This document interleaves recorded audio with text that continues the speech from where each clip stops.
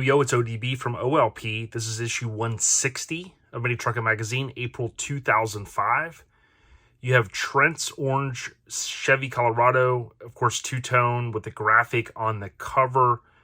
It appears that Lance had shot this right after SEMA 2004, based upon the table of contents and what we can see, obviously, in the background. This Colorado was also the pull-out poster, and we'll look at that in a moment. You'll see here the graphic disorder. They have a write-up in this issue, so they have the insert photo here. Pretty cool cover, and obviously with the mid-size minis coming out, this truck made kind of a splash, if you will, at SEMA. So it was a perfect time to go ahead and run that on the cover. Let's go ahead and jump into this issue. You can see there is a few ads as we get going, and the table of contents is on the left side. We can see this month they mentioned Trent Va Arsdalen, Colorado. It won 2 awards at SEMA 04, and you can again, see where it says photo credits go to Lance. I didn't puke on anyone this year at SEMA. We see this famous Mazda. Rest in peace, Vaughn. We'll see his truck here. We've got the Nissan Frontier, and a lot going on in this issue.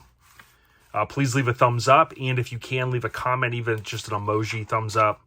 That helps the page. Truth and the MT Way, Scrubline by Lance. The main insert here says, if I had one bit of advice, it would be to always keep your word and put others before yourself at all times. There you go. Some great words by Lance Martz.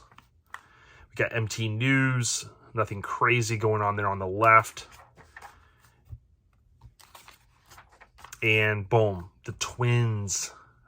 I always mess up that word. Polychromatic Mazda. There you go. Say it, ODB. Kevin and Mike Hyde, 92 Mazda B2200 out of Memphis. This was repping NC. I got a chance to see this truck at ShowFest. I posted a photo not too long ago of it. My understanding is it's no longer in existence. Someone does have the doors, I think, as kind of wall hangers. But Mike Alexadner shoots this one. Pretty cool feature. Love the way the truck's kind of laid out there on the grass. You've got the tree line kind of in the back with the sky, and these insert photos here. Pretty cool. Nice feature. A lot of work in those graphics, as you would imagine, looking at those. Clean engine bay, nice interior, crazy rear bridge setup, kind of in that era when you would see more of that in terms of, people going a little bit wild. But tip of the cap to those guys. Man, they killed it. Grillcraft tech article. You've got your normal ads. Remember, you can look at the description of these videos. I have all of the content. I type all of that up to kind of curate that all together. And you can bump it up to 4K if you need to. Shout out to Aftermath. It don't stop is their little tagline. John O'Neill shot this coverage, the inaugural or first annual, if you will, show and shine. Pretty cool stuff. This thing was around a while. I don't know if it still is. And you can see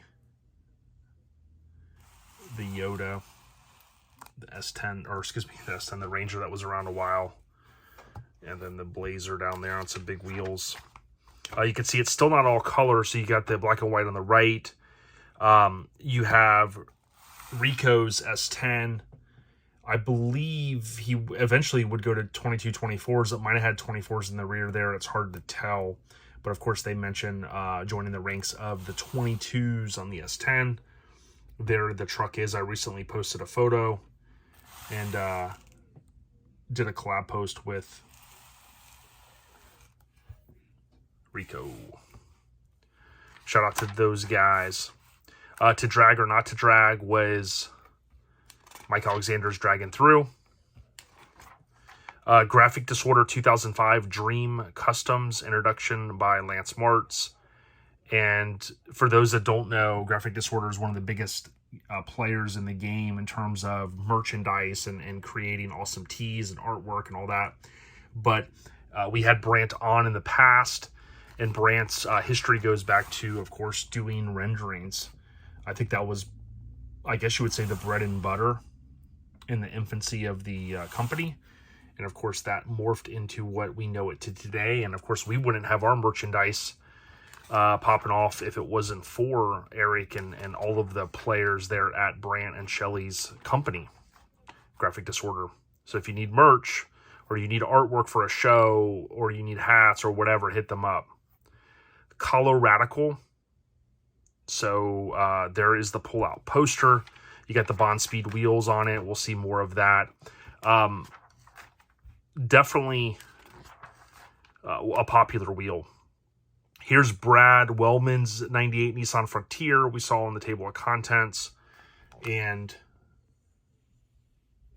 pretty cool truck. Always love those front ends with the billet grill.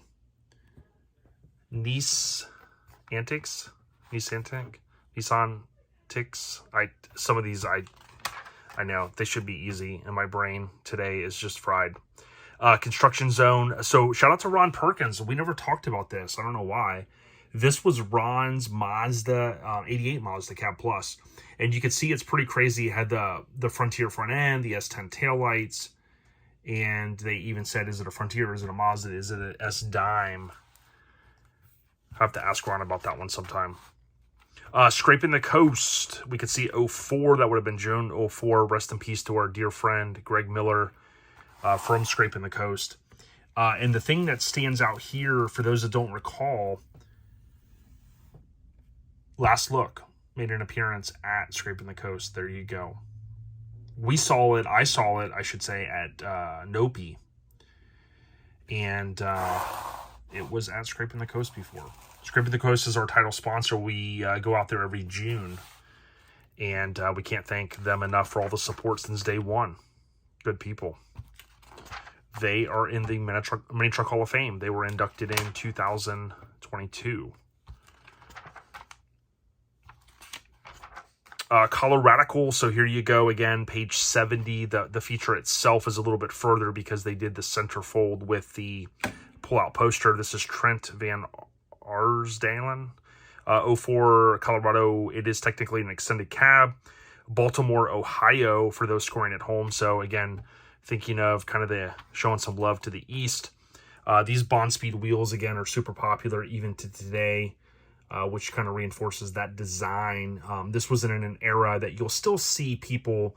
They've really kind of upped the ante on wheels with, you know, the different finishes and all of that stuff that we see today. But you know, for guys to kind of color match some of the pieces, obviously we do still see that today, but that was pretty cool.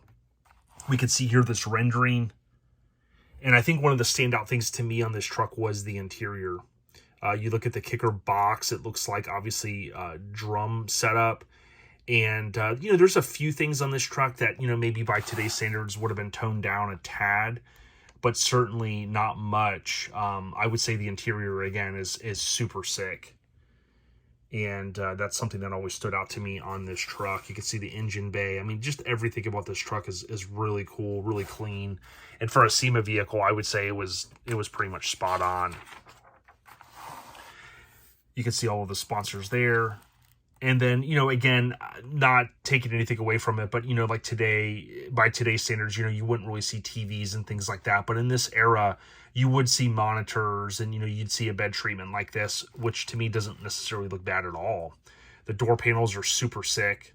I mean, this is a really nice truck. And obviously, you know, coming out of SEMA, these different publications, you know, they want to have something hot, something fresh to slap on their cover. Now, again, this is April, so, you know, you're talking 5-6 months later after SEMA, unfortunately. That's just the way it worked back then. But certainly, you know, the Colorado being fresh, that's, you know, something that was a big thing. Because if you look at S10s, there's no arguing, whether you love or hate them, that they're one of the most popular mini truck ever created. This was Vaughn's truck, 84 Toyota pickup. Rest in peace to Vaughn. You'll see that NC sticker with the oval and Vaughn and things like that. I did not know Vaughn. I do believe I met and spoke with him one time. This is a really awesome truck. So rest in peace to Vaughn. My understanding was he was super talented. And at the time of this, they had him, of course, in Iowa, I believe is where he lived, but negative camber. Shout out to the NC kinfolk. This truck was always cool to me, I thought, with the sliding rag and where the taillight placement was at and just the bed length. It just had it all. Of course, I love blue. You get the bottle brackets in there, so, you know, running nitrogen. And good contrast of the color of the interior against the blue. Of course, all of the blue pieces are all of the interiors painted. You have a Flex-a-Lite tech article. The North American Nationals. Again, I've said this before, a lot of shows kind of had that moniker of Nats or Nationals. A few have stood the test of time, but it's a popular title, understandably. If you like what we're doing here, again, check us out, OLP, which is short for Our Lifestyle Podcast. As I always say, we are your mini trucking headquarters. Check us out via almost any podcast app. There is a ticket in the upper right corner. Looks like a warning ticket. Some graffiti going down. Looks like a photo shoot of some sorts. Hopefully staged. And that is issue 160 of Mini Truckin Magazine. Again, April 2005. Thank you for all the support. What do you like about these flip-throughs? What did you like about this issue? When did you get into Mini Truckin? You know, share with me your thoughts, because when you guys comment anything, it actually helps, believe it or not, whatever algorithm craziness goes on. Again, tip of the cap, Lance Martz, for shooting this one. Bonspeed wheels. More to come from OLP. Stay on the rise, y'all. No model, though. We out here.